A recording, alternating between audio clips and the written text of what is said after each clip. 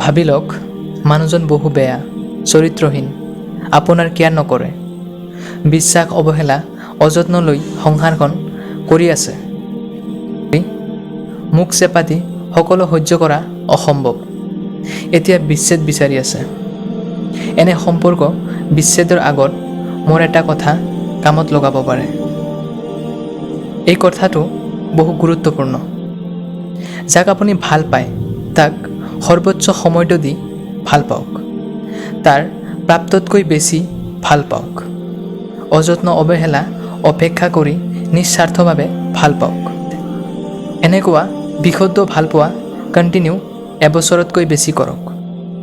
ইয়াৰ পাছতো যদি ব্যক্তিজন ঠিক নহয়, সম্পৰ্ক সুন্দৰ নহয়, অৱহেলা অযত্ন পৰাজিত নহয়, ভালপোৱা মানুহজন আগৰ দৰে ৰৈ যায়, তেতিয়া বিচ্ছেদৰ সিদ্ধান্ত ল'ব পাৰে।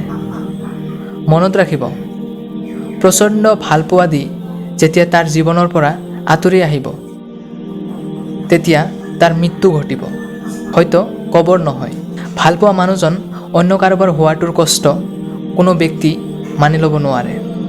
প্ৰেম কৰিব এজনৰ লগত আৰু বিয়া পাতিব অন্য এজনৰ লগত।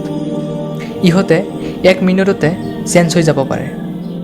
মুহূৰ্ততে বহুদিনৰ সম্পৰ্ক বুকুত চেপা দি হত্যা কৰিবলৈ ইহঁতৰ বুকুখন অলপো দ্বিধাবোধ নকৰে। কাৰণ ইহঁতে নতুন প্ৰেমৰ নেচাত নিজৰ বিবেক আৰু মানসিক বোধ মাৰি পেলায়। চিন্তাও নকৰে যে সেই মানুহজন তাৰ বিহীন কেনেকৈ থাকিব।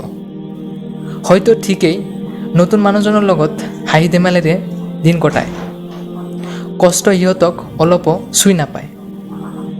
কষ্টত থাকে মাথো সিহঁতে, যিয়ে সিহঁতৰ নিচিনা বেইমানক বিশ্বাস কৰে, মনৰ পৰা ভাল পায়, একেলগে জীয়াই থকাৰ সপোন দেখে, বিনিময়ত পায় জীৱনটো লাজ হৈ বাচি থকা।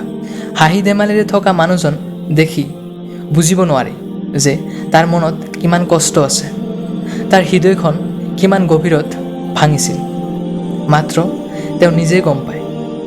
আচলতে যাৰ যি কষ্ট তাই নিজৰ ঠাইত অনুভৱ কৰিব পাৰে। কোনোবাই ফেচ কৰি কৰি এটা সময়ত বিজয়ী হয় আৰু কোনোবাই ফেচ কৰি কৰি এটা সময়ত হাৰি যায়। আত্মহত্যা মহাপাপ জানিও আত্মহত্যাৰ পথ বাছি লয়, কাৰণ এনে কষ্ট সহ্য কৰাৰ দক্ষতা চবৰে নাথাকে।